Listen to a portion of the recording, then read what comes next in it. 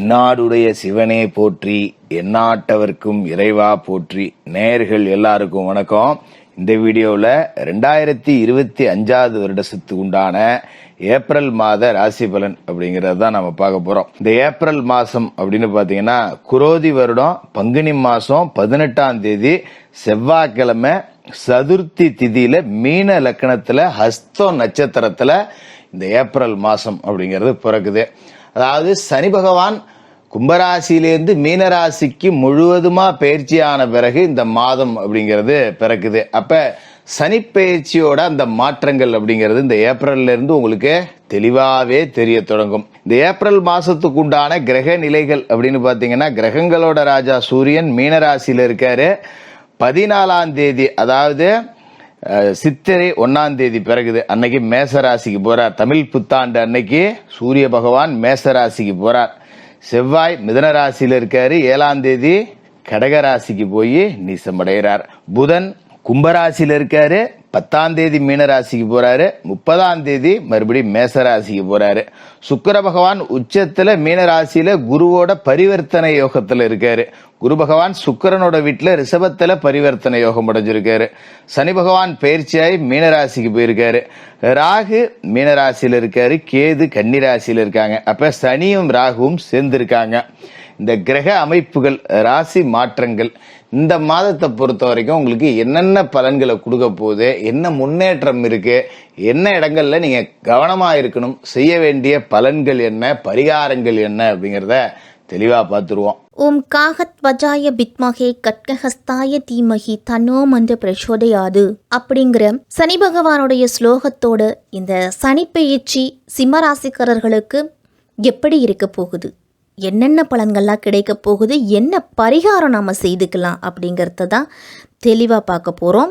சிம்ம ராசியின் அதிபதி சூரியன் சிம்ம ராசிக்கு இந்த 2025 மார்ச் மாதம் 29ஆம் தேதி அஷ்டம சனியாக வராரு.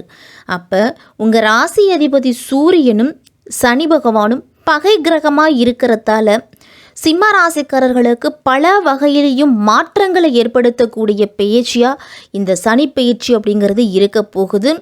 அதே மாதிரி சிம்மராசிக்காரர்களுக்கெல்லாம் ஏற்ற இறக்கங்கள் நிறைந்த வாழ்க்கையாக தான் இருக்கும் இந்த 2.5 வருட காலம். அஷ்டமத்து சனியால் தேவையில்லாத அலைச்சல், மனசஞ்சலம், உறவுகளில் பிரச்சனை, பணவரவுல தடை, அலைக்கழிப்பு இது எல்லாத்தையுமே நீங்கள் சந்திக்க போகிறீங்க. அஷ்டமத்தில் சனி வந்தால் ஆட்டி படைக்கும் அப்படிங்கிற பழமொழிக்கு ஏற்ப சிம்மராசிக்காரர்கள் அனைவருமே அஷ்டமத்து சனி அப்படின்னா பெரிய பயத்தோடையே இருக்க போகிறாங்க. அந்த பயத்திலேயே பல்வேறு விதமான தப்புகளையும் அவங்க பல்வேறு விதமான பிரச்சனைகளும் உங்களுக்கு வரும்.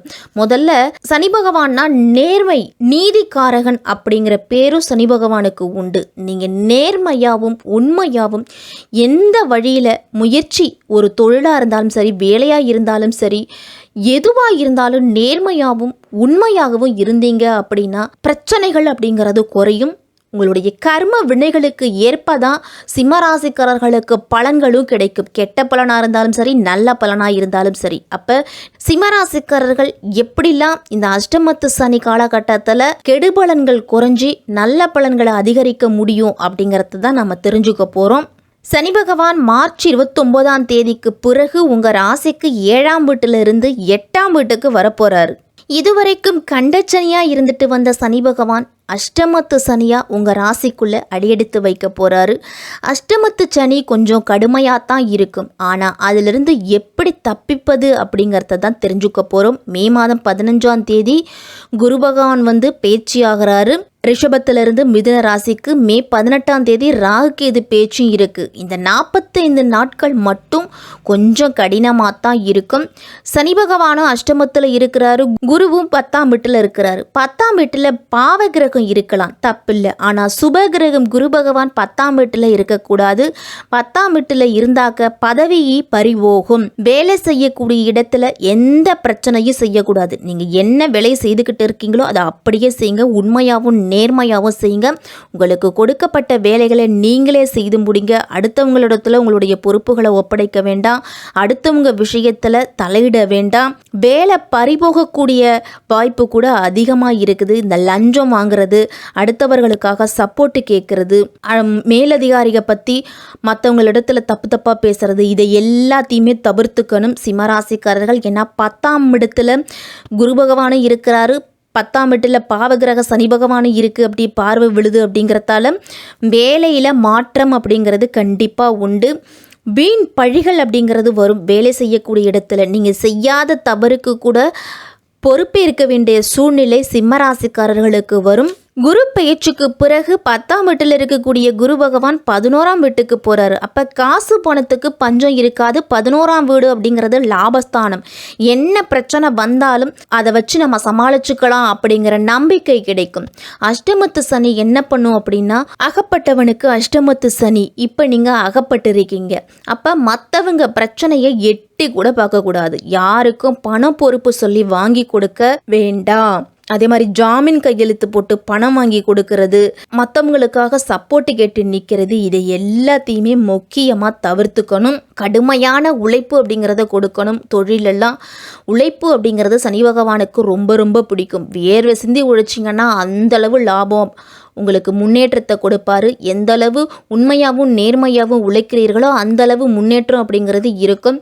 தொழிலெல்லாம் முக்கியமான முடிவு எடுக்கும் பொழுது அனுபவம் மிக்கவர்களோட ஆலோசனை அப்படிங்கிறது உங்களுக்கு கை கொடுக்கும். நான் என்ன கேட்குறது அவங்கள எனக்கு தெரியும் அப்படின்னு பெரிய முதலீடை போட்டிங்க அப்படின்னா அதில் நஷ்டம் கண்டிப்பாக இருக்கும். வேலை, தொழில், குடும்பம் இதில் எல்லாத்தையுமே கிண்டல் கேலி பேச்சுக்கள் எல்லாத்தையும் தவிர்த்துக்கணும். விளையாட்டாக பேசக்கூடிய வார்த்தைகள் கூட சண்டையில் போய் முடியலாம். எதிர்பாலினத்தவர் வேலை செய்யக்கூடிய இடத்துல ஆண்களாக இருந்தால் பெண்களிடத்துலையும், பெண்களாக இருந்தால் ஆண்களிடத்துலையும் ஒரு எல்லை வகுத்து பழகணும். வீண் பழிகள் அப்படிங்கிறது வர்றதுக்கு வாய்ப்பு இருக்குது. ஏன்னா களத்திரத்தில் ராகு வராரு, ஜென்மத்தில் கேது இருக்கிறாரு.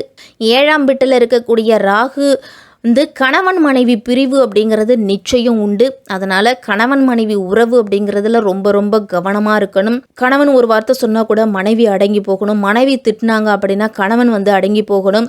இந்த மாதிரி நமக்கு நேரம் சரியில்லை அப்படின்னாலே நம்ம வாயை மூடிக்கிட்டு இருக்கிறது தான் நல்லது. விட்டு கொடுத்து போகணும்.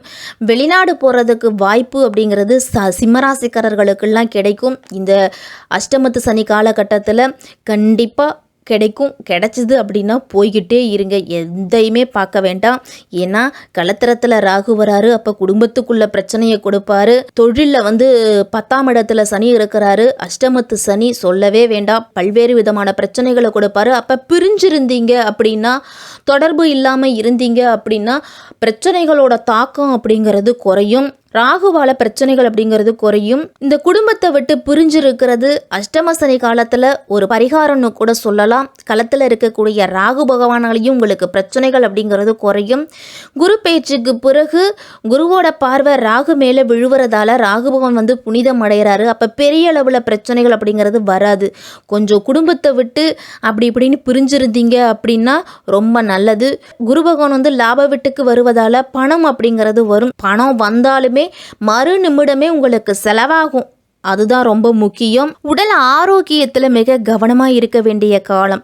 வாகனங்களில் செல்லும் பொழுதும் பயணம் செய்யும் பொழுதும் கொஞ்சம் எச்சரிக்கையாகவே இருக்கணும். வண்டி வாகனத்தெல்லாம் வித்த காட்டுனீங்க அப்படின்னா விபத்துக்கள் ஏற்படலாம். குழந்தைகளோட கல்வி தொடர்பான பிரச்சனைகள் அப்படிங்கிறது வரும். குழந்தைகளோட உடல் நலத்திலலாம் அதிக கவனத்தை செலுத்தணும். அதே மாதிரி மூட்டு வலி, தலைவலி, தோல் நோய்கள் இதெல்லாமே ஏற்படுறதுக்கு வாய்ப்பு இருக்குது. மன அழுத்தம், கவலை, மனச்சோர்வு பிரச்சனைகள் அப்படிங்கிறது வரும். தூக்கமின்மை, உணவு செரிமான கோளாறுகள்லாம் ஏற்படும். அஷ்டம சனி காலத்தில் சிம்மராசிக்காரர்கள்லாம் எந்த ஒரு முடிவையும் அவசரப்பட்டு எடுக்க வேண்டாம். மற்றவர்களை நம்ப வேண்டாம். மற்றவர்களை நம்பி எந்த பொறுப்புகளையும் செய்யவே வேண்டாம். சட்டப்பூர்வ விஷயங்கள்ல கவனமா இருக்கணும். வழக்கு, இடமாற்றம் போன்ற விஷயங்கள்லாம் ரொம்ப ரொம்ப கவனமா இருக்கணும். உடல் ஆரோக்கியத்துல சின்ன சின்ன பிரச்சனை ஏற்பட்டாலும் உடனடியாக மருத்துவரை அணுகிறது நல்லது. எதிர்மறையான சிந்தனைகளை தவிர்த்துக்குங்க. நேர்மறையான எண்ணங்களை வளர்த்துக்குங்க. சனிக்கிழமையில் அசைவ உணவுகளை தவிர்த்துவாங்க. சனிக்கிழமையில் சனி பகவானுக்கு எல் தீபம் ஏற்றிவாங்க. மாற்றுத்திறனாளிகளுக்கு உங்களால் முடிஞ்ச உதவிகளை செய்யுங்க. உங்களுடைய வாழ்க்கையில் சில மாற்றங்களை நீங்கள் செய்ய வேண்டியிருக்கும். இருந்தாலும் பொறுமையாக இருந்து நேர்மறையாக சிந்தித்து செயல்பட்டீங்க அப்படின்னா இந்த காலகட்டத்தை வெற்றிகரமாக நீங்கள் கடந்து வரலாம்.